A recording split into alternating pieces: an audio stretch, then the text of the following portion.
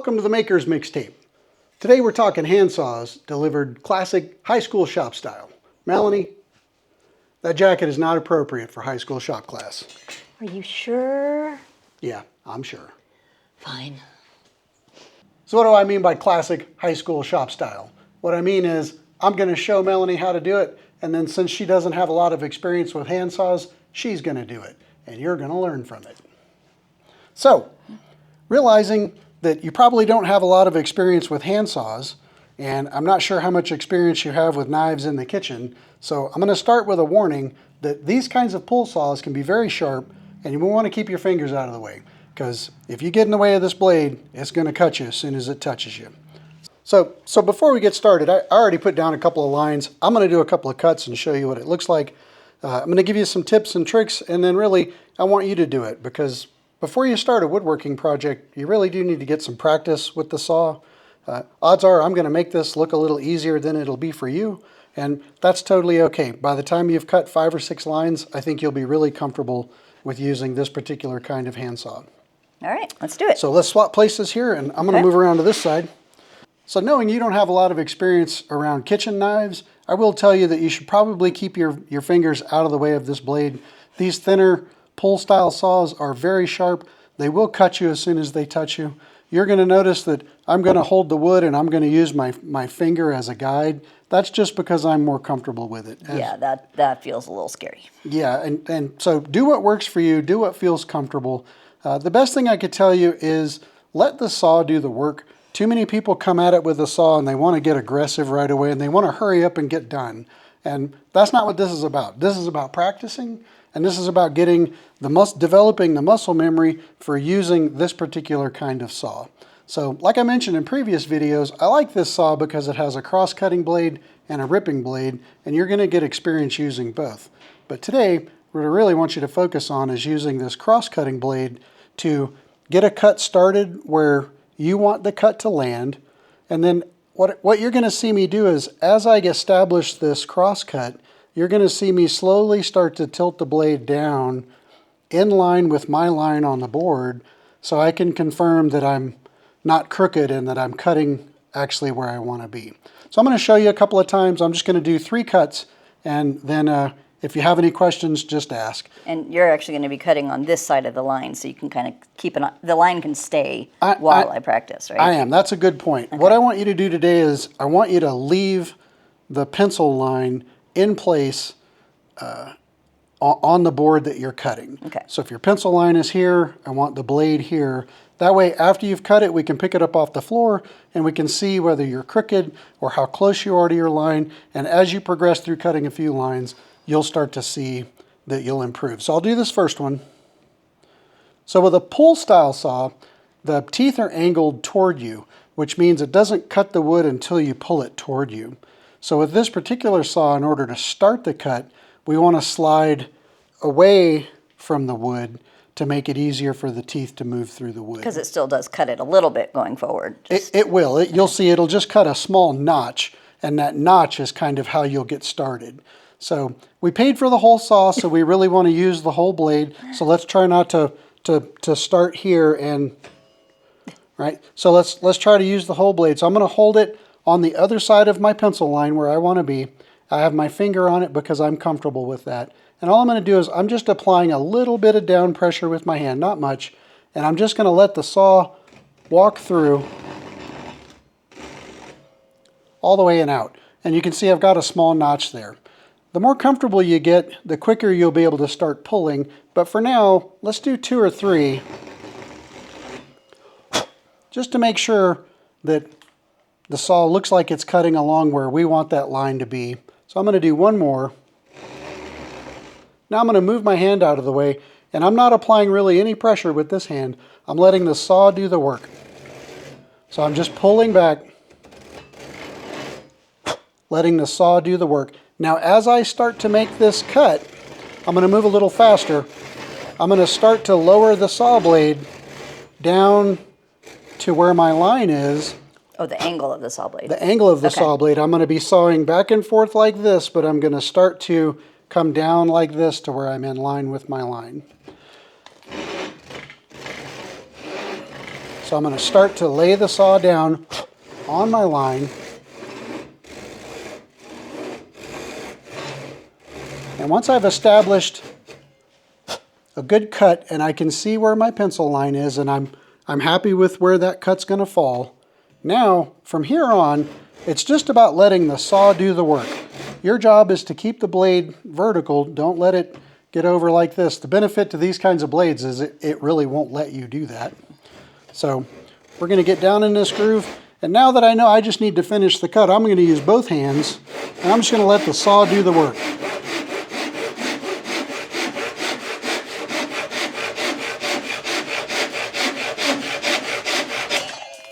And there it goes. So even though you had your hand on top, you weren't really pushing down very hard? That's correct. It's just it's a guide to keep me from bending the saw like this or like this as I go in and getting it ganked up. Okay. So let's take a look. Let's see how we did. So here's the board that I cut. You can see where my pencil line was. Nice. And that's looking pretty good. All right, so now I'm just going to do another one to show you. I'm going to do two more just to show you, and then it's going to be your turn. All right. Should we... This was like kind of moving just a little bit. Is Okay. it better to kind of slide the board down a little bit so there's less Yeah, movement? I mean, choking up on the bat will certainly help. So let's go ahead and do that. We'll just loosen these two clamps, move our board that way a little bit, readjust the clamps. Depending on the tables that you're using, you might be clamping differently, but in previous videos, we've often showed, this kind of clamping solution, where if you have a table that won't move around on you and you can hold this to it. So now should be pretty good to go. Again, we're going to use the cross-cutting side. You can spot it because it has twice as many teeth as the ripping side does. Okay. So I'm going to show that to the folks watching us here. So, all right, so here we go. I'm just going to do two at my own pace.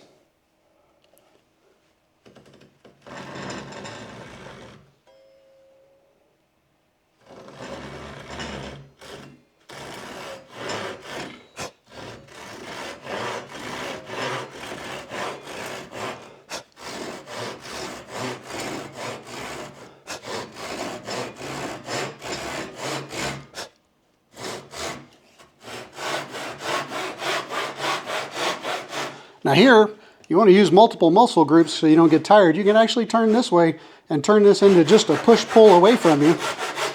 Or if you're ambidextrous, you can come over here and use this hand. Or you can just use one hand. It's really about using what's most comfortable for you.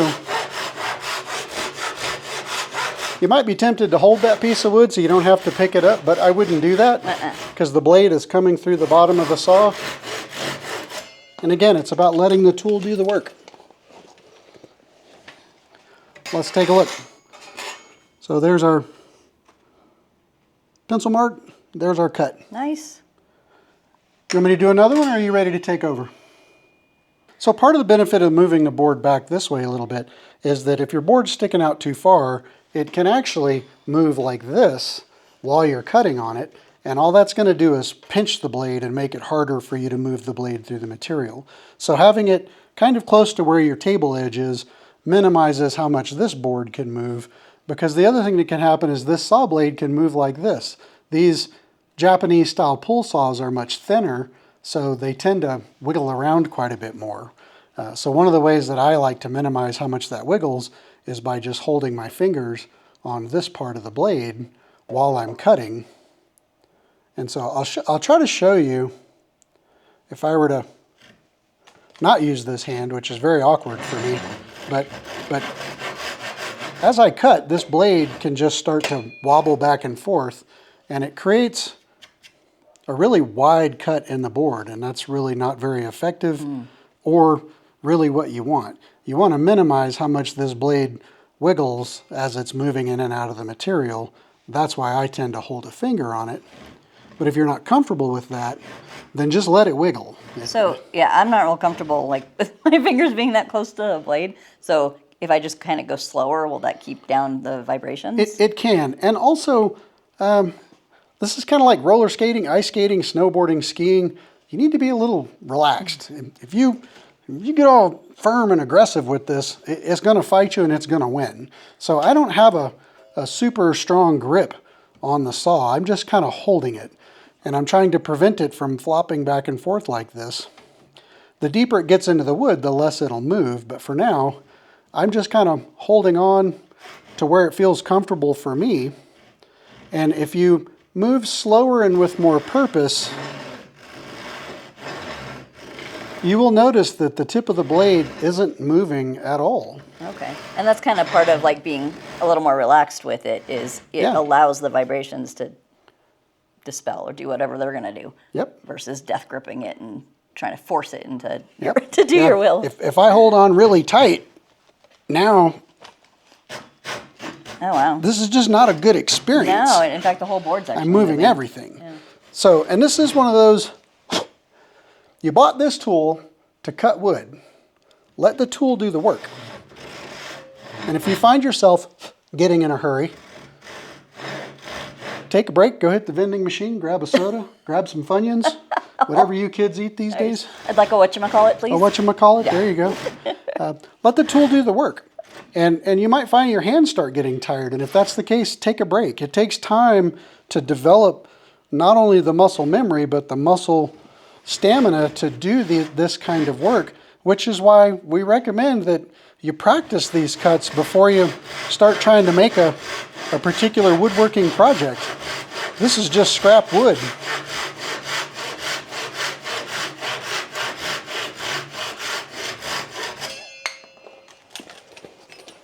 And there we go.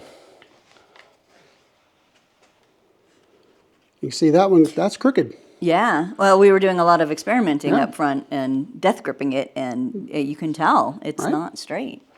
All right, so I think it's time to for me to put the saw down. All right. Loosen your clamps, bring your board forward, and let's see what you can do with it.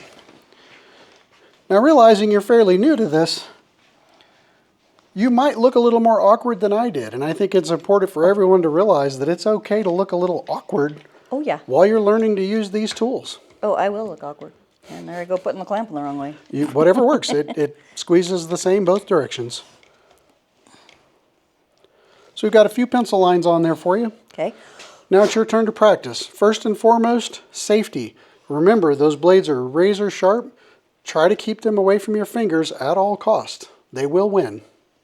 All right. So what did you call the this side that we're using? So this side is the cross-cutting side. Okay. And it's designed to make cuts across the grain of the wood. The other blade is what's called a ripping blade, when you rip along with the grain. And we'll get to that later, but for now, I'd like to develop some muscle memory and get some reps at just cross-cutting. So remember, I wanted you to leave your pencil line in place, so try to place your saw blade this side of the pencil mark. Okay. Remember that I wanted you to use the whole saw blade because we bought the whole saw blade, so push from the tip of the blade all the way through to establish that notch. Okay. And if you're comfortable with that, then start to pull back and forth. And as you pull back and forth at, I don't know what this is, probably about a 45-degree angle. Good thing we have a speed square here. So as you start to cut at this angle and get comfortable, start to lower the saw blade such that you can get in line with your pencil line to make sure that you're cutting a straight line. All right.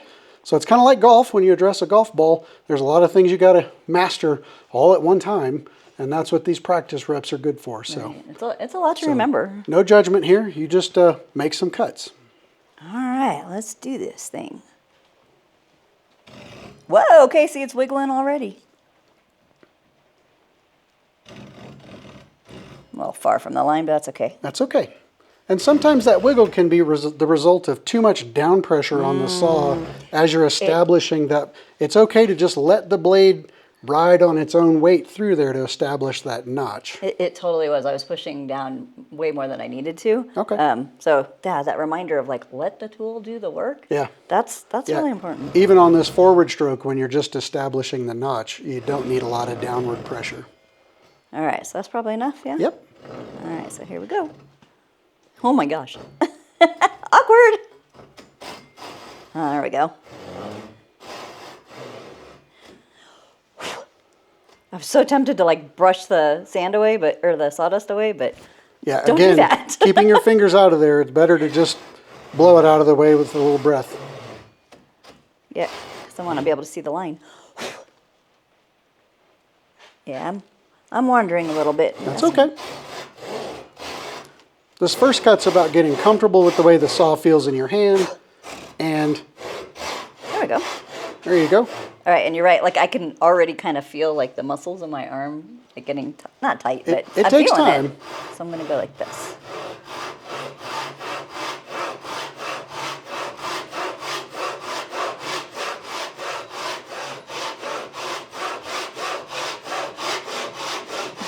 It takes time.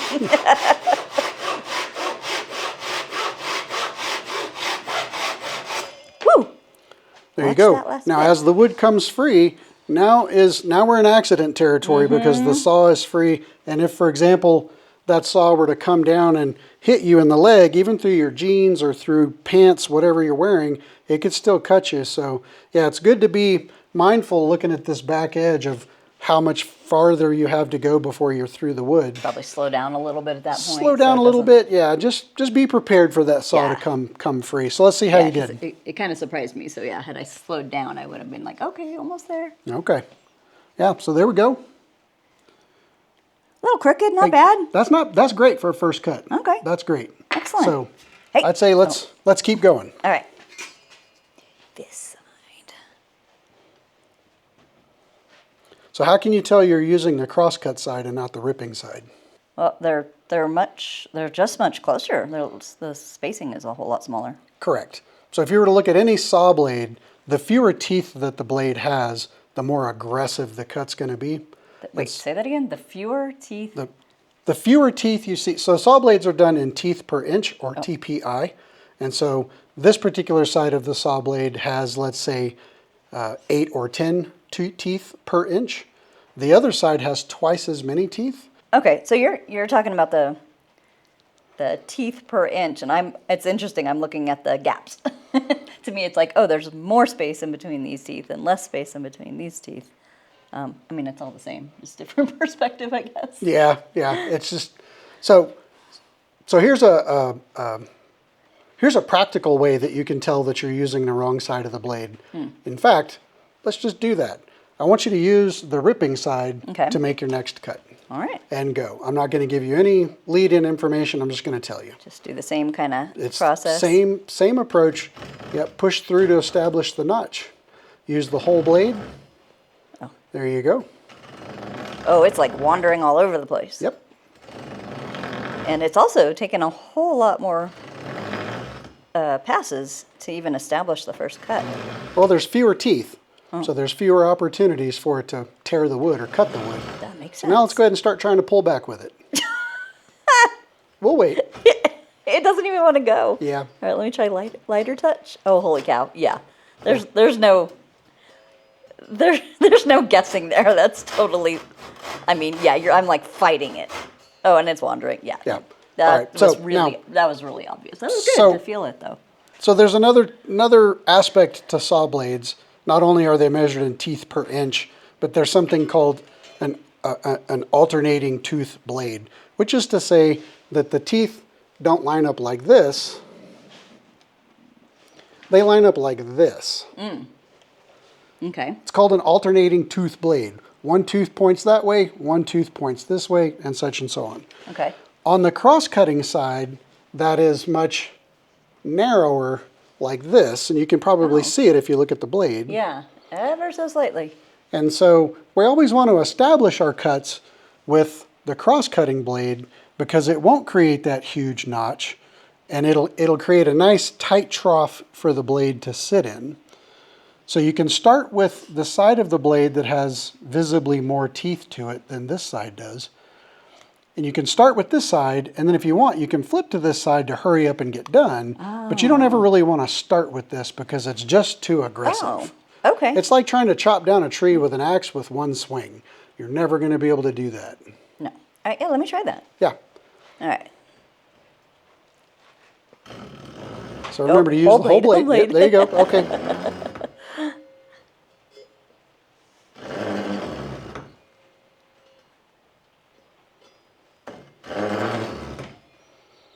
One more. So go ahead and establish a few cuts pulling back with the cross-cut side, Yeah. such that you've really established the cut.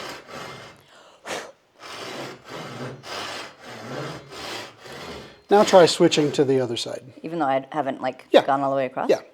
Yeah, it's really just about establishing the cut. So you can probably hear it actually being more aggressive with the wood. And once you establish that cut, Yeah. you'll be finished a lot quicker, so be prepared for that blade to come through. All right, so I'm trying not to push down too much. Just Okay? Yeah, let the saw do the work. Your job is to keep it straight, perpendicular to the board now, so you get a nice end cut. Ooh. It's definitely not as smooth using Yes. this side.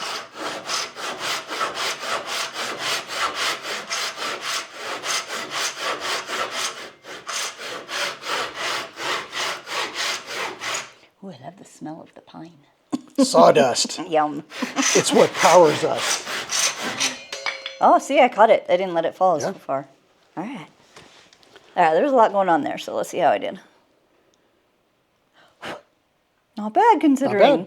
Not bad. So really what this represents, though, is a failure to use the tool the way it was intended to be used. This, let me borrow your saw for a second. This ripping blade is designed to rip the material, which is to say to saw along the grain, down the grain. Okay. So when you're sawing like that, it's much easier to split the wood fibers apart Right. like this as the blade passes through it. Sure. Here we're having to cut across every single wood fiber, and this blade just isn't designed to do that. So that's why you struggled. You'll find that when we do a rip cut long ways this down the board like this ripping blade not only will move faster, but it'll cut like butter because it's able to go right between those wood fibers and make a cut this long much faster. Okay. So, but for now, let's keep our focus on the cross-cutting side of the blade. So you're picking up on this quickly. That's really good. You stayed close to your lines. You made good cuts. Nobody got hurt. That's good. So what do you think? You want to get some more practice? Yeah, I definitely want to get some more practice before I try it on a real project or something. Cool. Well, I'd say let's move your board, strike a few more lines, and make a few more cuts, and we'll keep talking about it. All right. Just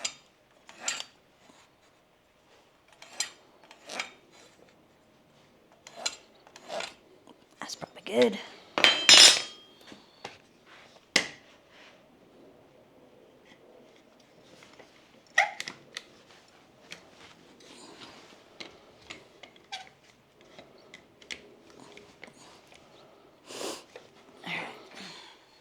All right, so you tell me what you're about to do for these last three cuts. Ooh, good idea. Give me the tips that I gave you. All right, so I'm on the cross-cut blade. Okay? I'm gonna start.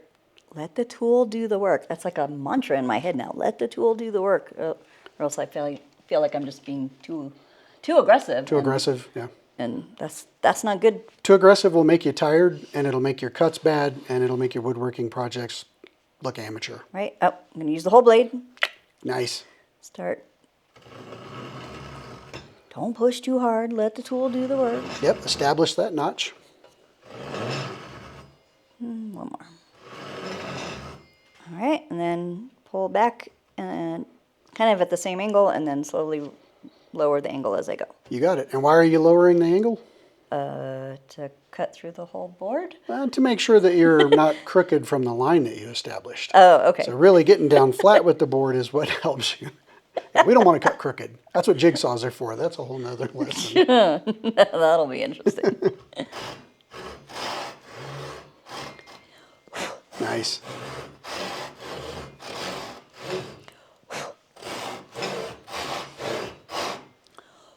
All right. Wow, that's going a lot smoother. Yep. It doesn't take long to get better at this. All right, now I'm gonna adjust to Okay. not wear myself out. Oh, I don't punch myself on the stomach. Good, Josh.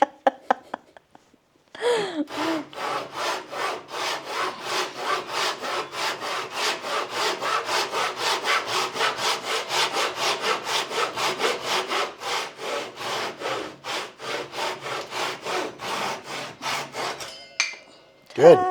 Very good. Hey, a little off, but better. Wait, I mean, not bad. That's a good cut. Yeah. That's a good cut. One of the things you want to focus on, again, like golf, there's so many things to keep in mind as you address the ball, is to get a little closer to your pencil line. But don't make that the primary focus. Your primary focus is to get a good cut. that is parallel to the line that you established and doesn't result in any personal injury or the loss of fingers. Good tip. So keep going. All right. Check. Got it on the right edge. It's good to make yourself a mental checklist of each time you prepare to make a cut. Just talk yourself through it mentally.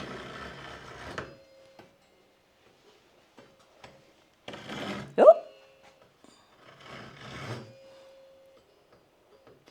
Man, okay, this is where I see like putting your fingers on the edge, which I mean at this point I think I'm okay. Just to line it up. It's just practice. Praised too soon. It's like I got closer to the line and got nervous or something. Yeah, I'm. The other thing that's I've messed happening is that you're up getting completely. tired. Oh. You're getting tired already because hand tools can take a lot out of you. There's a reason why people like power tools. Yeah. Give me a cross. And flies. All right, well, I'm gonna start over on that one. Okay. Because it made it. My initial cut is really wide.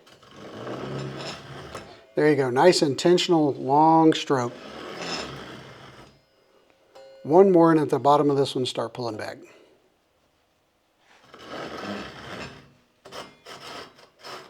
There you go. Let the saw do the work. I can tell with the white knuckles that you're pushing too I hard. was totally pushing down too hard. And maybe just use one hand until the cut gets established. Oh, see, I didn't blow the sawdust away early enough, and I'm like pretty crooked off the line. Okay, well, All right, lesson learned. are you learning Maybe. something?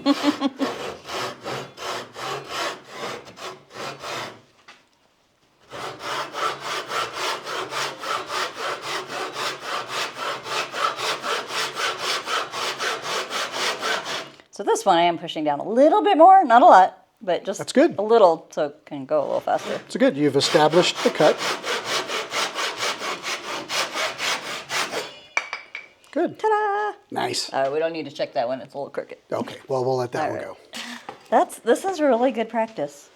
All right, well, let's give your muscles a break. Maybe go to the vending machine, grab a whatchamacallit bar, whatever.